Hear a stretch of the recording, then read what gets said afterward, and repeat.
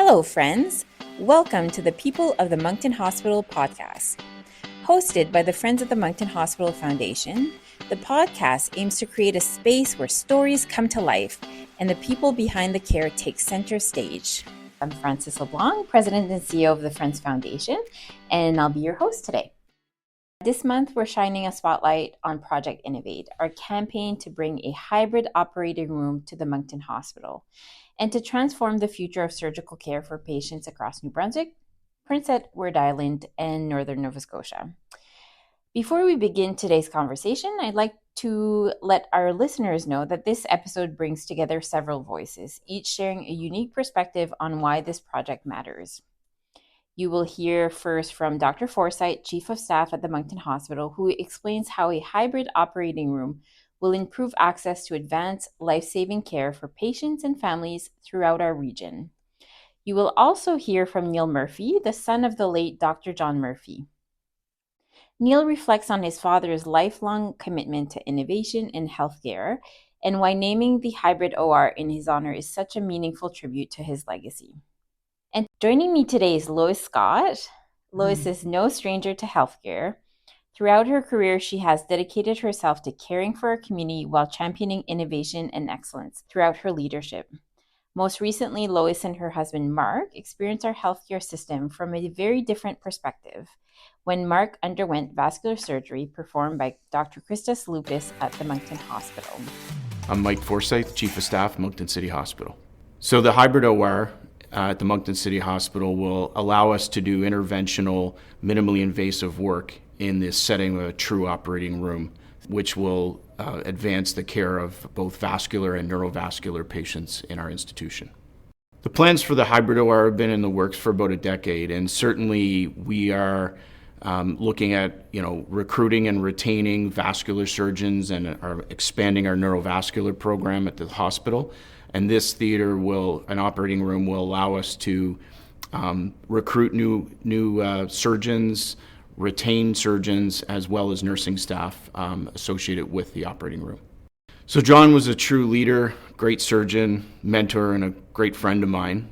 One of the last executive orders that John wrote at the hospital before he passed 10 years ago was to build a hybrid OR at our hospital with regards to recruitment, retention, advancement of minimally invasive surgery in a safe environment at our hospital. John was a mentor to me, and I think this project was a dream of his, and to have it come to fruition under my leadership is really it's a dream come true for John and for me. My name's Neil Murphy, and I'm John Murphy's son. So the role my father played in the hospital, he was a senior vascular surgeon. He played one where he was not only working in vascular surgery, but he was also a mentor to a lot of the surgical interns here. I know that he was respected by a lot of the nurses. He really presented the hospital with someone who not only had sort of a technical excellence, but also understood the importance of patient care, and I think that was reflected in his work. For my dad, I think a lot of it was patient care, I think was the core of a lot of his work. Patients always felt that there was a sense of calm when Dad was there. I think he understood that a lot of these people were in difficult situations, and a lot of these situations were they could be in a bad place. And I think he understood that, a calm hand and a calm demeanor would go a long way in sort of allowing them to have a sense that this could be okay. And I think for him, that was probably the most important thing. I think he understood the importance of doing a good job, but I think at the core of it, he was really concerned about his patients, and I think that's reflected in a lot of his work. I mean, the hybrid OR, I know that he would be thrilled. I think not only from a perspective of advancement from the hospital from a technical perspective, but again, the involvement for patient care, I think, is what he would be most excited about. He understood that advancement in these fields is important, and he was a big advocate for continuous learning throughout his whole life, almost in anything he did. So having this sort of advancement and this vehicle for medical care, I think he would be very excited about that. He was so much to so many people. I mean, he was obviously a surgeon here and a doctor, but he was, he was a father, he was a neighbor, he was a friend. He had so many people that he touched in his life, and he was such a big advocate for community and bringing people together. And I think this sort of project, the way it's developed, is a reflection of that. But, Dad was always looking to have people over for golf trips or have people over for Super Bowls or, have friends over for a pool party, right? Or have work friends over for dinner. There was always something in Dad's mind that wanted him to bring people together. And I think this is, kind of even when he's gone, I think it's a great way to sort of remember him that way. Having this type of OR will impact the community in a good way because it does show the commitment that the hospital has to the community, and I think that's important. I think people want to understand that healthcare is such a priority for everyone, and we want to make sure that we're giving people in our region the best possible care that we can. And I do believe that this gives them another option where which shows that we're, as a community behind the hospital, and that they're committed to the community and providing high-level care. Dad was a very compassionate and kind father. He really was. He understood that, mistakes would be made and problem solving was as important as anything, right? So he understood every problem has a solution, and I think that is reflected in his work as well. But he was always committed to making people feel at ease. I know as kids, he did a lot for us. He would build rinks for us. He would take us on trips, all these things. And I think when you're a kid, you don't appreciate all of that as much as you should. He really pushed family and the importance of family.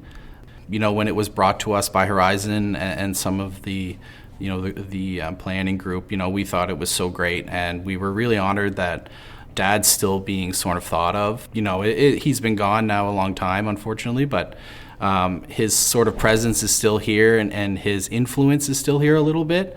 And I know that the hospital and the Friends Foundations do such great work and in everything they do. So we were really appreciative of the thought and the the project going forward. But yeah, we're obviously very proud of Dad, everything he did for this hospital, everything he did for his community. But for us as a family, we really got just such a great part of him. We miss him, but we're so excited to sort of have this as a tribute to him. So welcome, Lois. Thank you. Thank you so much for joining us and being willing to share your family's experience. It's a pleasure to do it. Wonderful. Many people know you through your remarkable career in healthcare. For those listeners who may not be familiar with your story, could you tell us a little bit more about your career as a nurse, a healthcare leader, and innovator? Before I start, I want to say that anything that I'm going to tell you that I was involved in, there were 100 other people or 200 other people. Nobody singularly does anything. You have to have a people in the team. So I just want to make sure that people don't think this is all me. So I started here at Moncton Hospital School of Nursing in 1967 and graduated in 71. And then I worked here for the next 22 years in emergency. And I'm sort of a builder. I like to build new programs and build things. So while there, I worked in several different areas. One was I worked as a staff nurse, and then I ran the Poison Control Center, coordinated that. I also worked and did triage at the front desk. And then I became head nurse or nurse manager of the emergency department and ambulance services. I finished my Bachelor of Nursing at U of M and also my Master's of Nursing at Dalhousie. I did both of those while working full-time and doing part-time study. And my thesis at Dalhousie was what prompts non-urgent patients to seek emergency care, which there's a whole bunch of reasons. And coming out of that was the TelCare program for New Brunswick, because I was, after I got that finished, and I went to Department of Health in Fredericton, and I was able to lobby for it a lot over there. And so when they started this was the first in the country that was a province-wide telecare program, and it was very different. So we piloted here in Moncton, and then after 2 years, they decided to make it a permanent program. And so during the pilot program, I was the coordinator from government on it.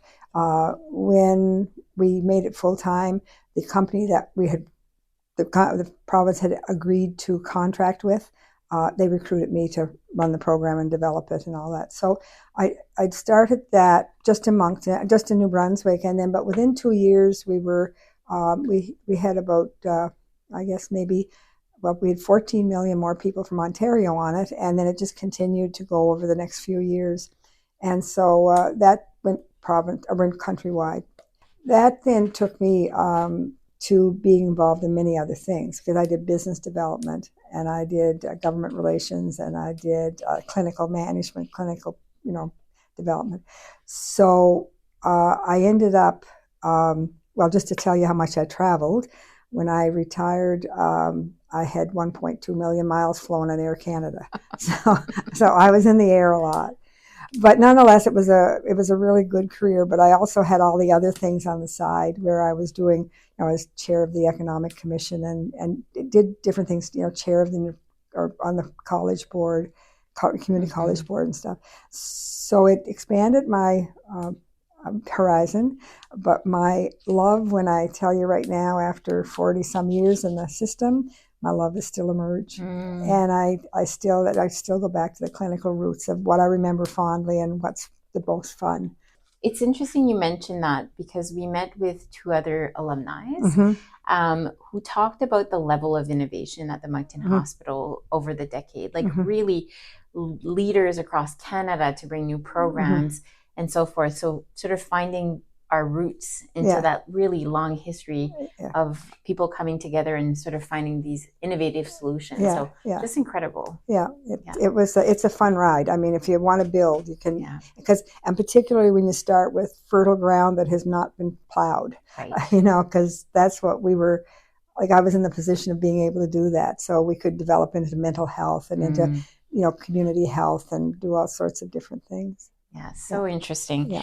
Great segue, I guess, in planting seeds. Part of the reason that we are bringing Project Innovate or Hybrid OR is the seeds that were planted by Dr. Murphy over 10 years ago, and the people who also preceded him as well. But as we mentioned in the introduction, Mark, your husband, recently underwent vascular surgery at the Moncton Hospital. So I wonder if you could share a little bit about that experience. Yeah, that wasn't Mark's first experience with vascular surgery. In fact, he had in 2006, he had cardiac vascular surgery or stenting done in St. John at the Heart Center. Then 2015, Dr. John Murphy, referred him to Dr. Francoeur, who was doing some interarterial stuff at that time, and so he did the surgery then.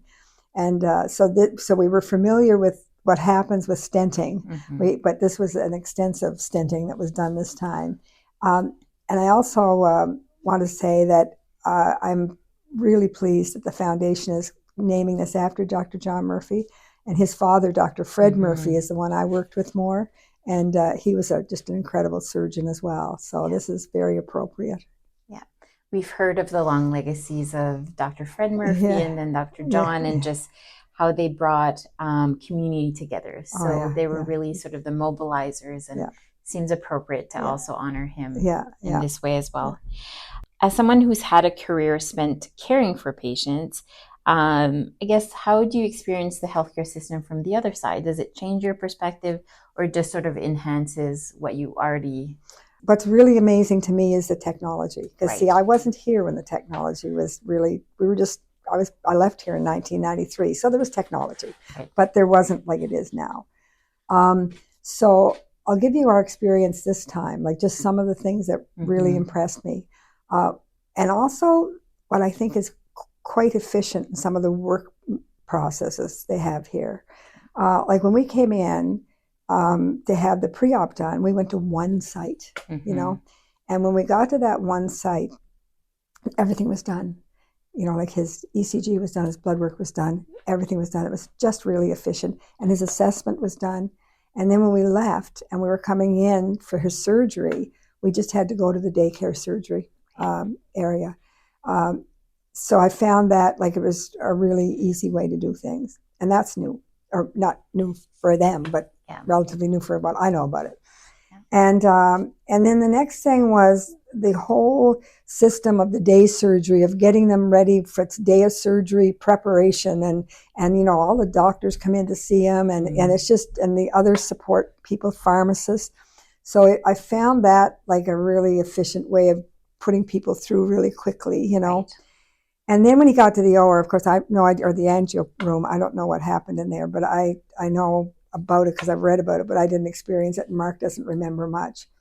I remember the element of care that has takes place in the OR waiting room for patients, which I know the foundation sponsored and put there, but it's absolutely great. And so there's a couple of things there, is that once again, it's the comfort, it's the quiet, it's the volunteers there helping. But the most meaningful thing to me was, because you don't know what's happening and how long they're there. And but you could see when he was in the area, the endo area, and then when he went to recovery, and then when he went to his room. So I didn't have to leave that area until he was going to his room. Oh. So, that makes it a lot easier. Plus the fact you're following through. Interestingly, one of the things that one of the nurses had told me before he had the surgery, and I was asking, I didn't know who Dr. Lupus was, and I was asking. And so she said, one thing she said to me was, if Dr. Lupus is a perfectionist, and sometimes he finds something in there when he goes in that he didn't know, and he'll always take the time to fix it. And she said, so what happens is that he may not get out as quickly as what you think is going to come out. Don't panic. Yeah. It's not because there's any problems. It's because he's just fixing everything so that when he leaves, it's well done. So that really helped, because he was late and there was more to do. But it really helped in terms of knowing that. And plus the fact I could follow the times. So there's many things throughout the hospital. It's not just the professional staff and all, because they were fine too. They were great. They were very helpful, reassuring. And it is stressful when they're going in for this invasive stuff. The other thing is, it's so minimally invasive. To your point, any surgical procedures can be stressful. How did the team support you and Mark? They were quite incredible. Like we're given a lot of information. When we were in for 5 days. So, and 2 of those days he had to stay in bed all the time. So there were people around that were helping. And, but we had our needs met. Like there was nothing that we wanted. And there was always people around, and they would do whatever you asked. If you needed something or whatever, they'd do it and give you information. So I found it very satisfactory. I mean, I felt it reassuring. I didn't feel that I couldn't ask something that somebody wouldn't try to find the answer for me. Yeah, which is great. Often it's just that ability to ask questions and get a follow-up.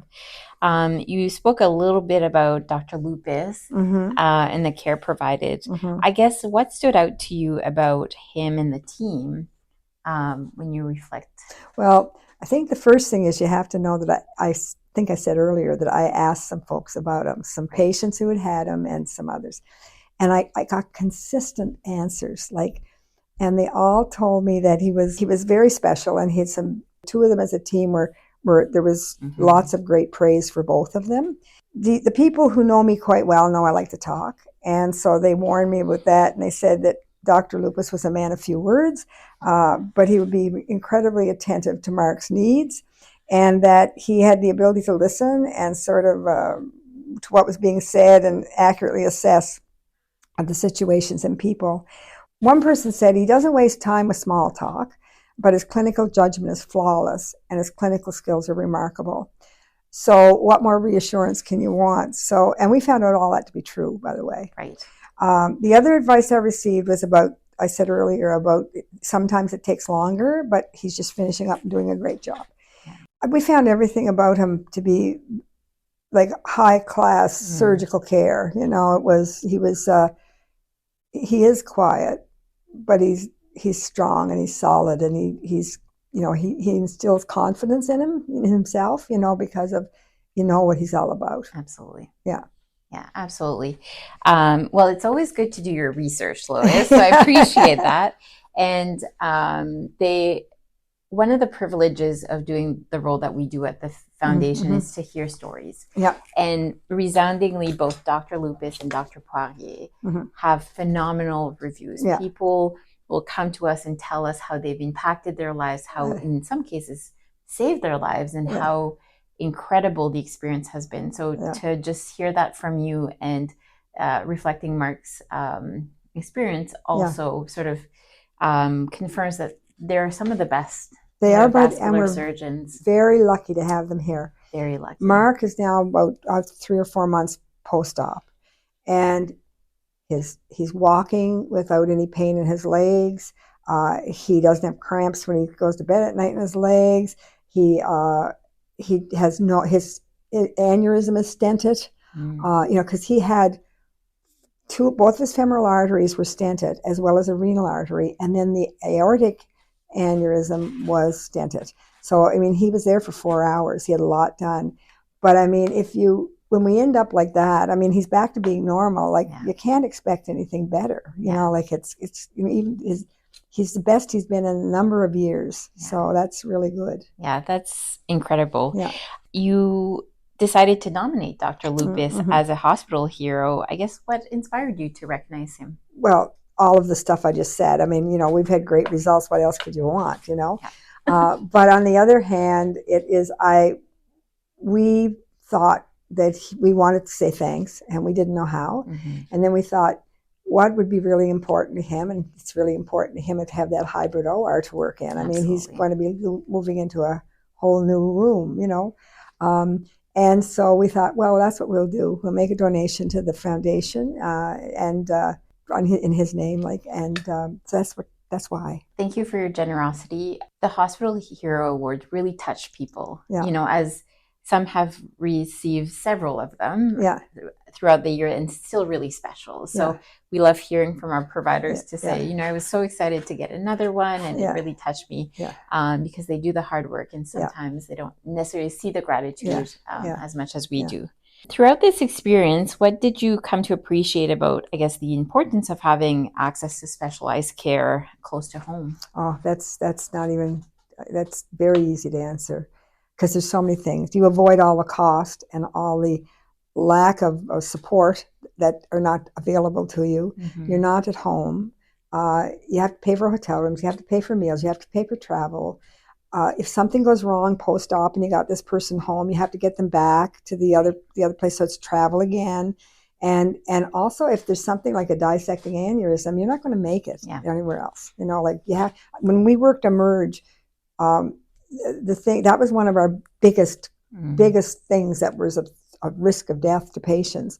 And we worked really hard to get them to the OR, but we sometimes didn't get them there in time. So they'd come here, but when they get that hybrid OR, I mean, that makes all the difference in the world too, because it makes that whole process much more concise and right together, so.